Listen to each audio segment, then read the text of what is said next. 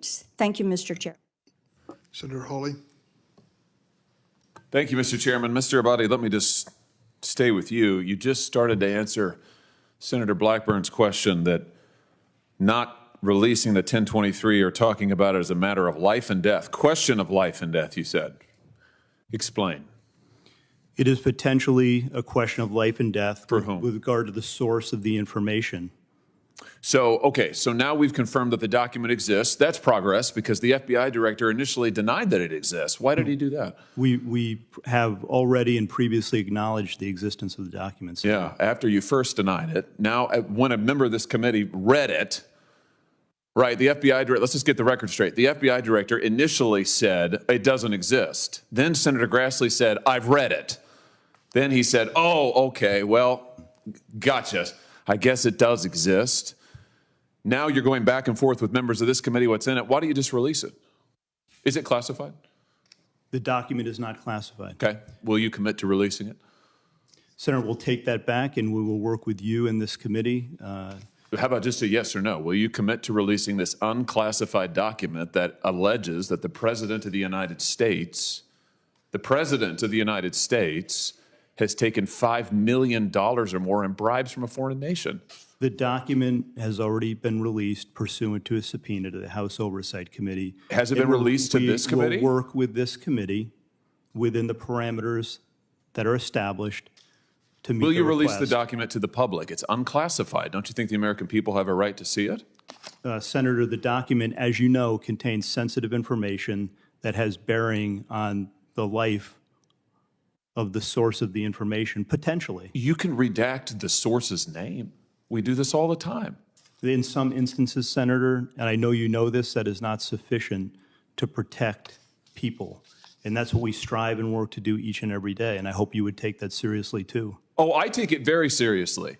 But I also take seriously the fact that your institution has repeatedly abused its authority, has repeatedly targeted political opponents. Your institution is the one that went to the door of pro-life protesters with SWAT teams to try and intimidate people because of their speech. Your institution is the one that treated parents as domestic terrorists because of their speech. Your institution is the one that, according to the court, the FISA court, ran 278,000 unwarranted, probably illegal queries on Americans, right? That was your institution, correct? With respect to the compliance incidents, yes, some of the other things you cited, we can take them one by one. They are not. Compliance, you would characterize the unlawful querying 278,000 times of American citizens as compliance issues? We've said before, I've said that it's totally unacceptable. Who's been fired for it? Individuals involved are handled through the disciplinary process. Who's been fired for it?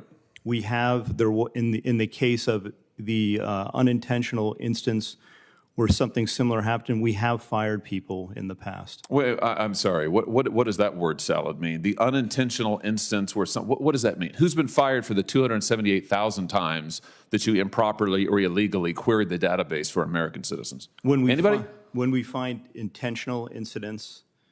Well, you're saying that the 278,000 queries were unintentional? I believe that's correct.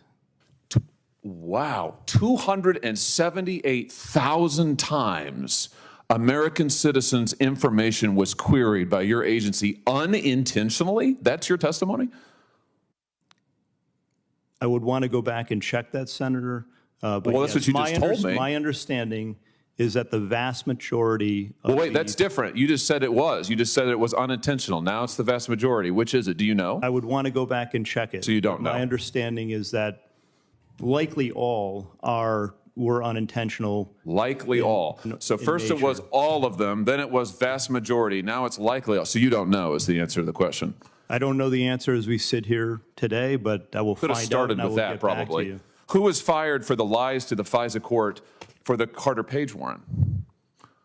Who was fired for that? Anybody? Has anybody been held accountable for your institution deliberately lying to a FISA court to get a wiretap on an ongoing presidential campaign? There is an ongoing disciplinary process with respect to individuals involved in that. Here's the deal. You're back in front of us asking for the reauthorization of extraordinary authorities Multiple courts have uncovered extraordinary abuses perpetrated by your agency. You are at the same time concealing information about serious allegations made against the President of the United States, even as your institution also targets his chief political opponent in an unprecedented way. Why would we ever give you the blank check that you want to continue surveilling American citizens in an improper manner? Why would we ever do that?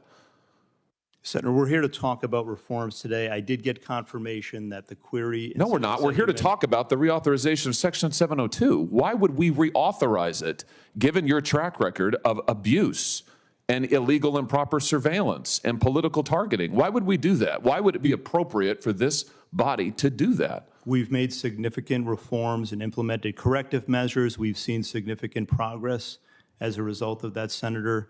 The So you queries say. that you mentioned early were, in fact, unintentional. That's what I was just told by my counterpart.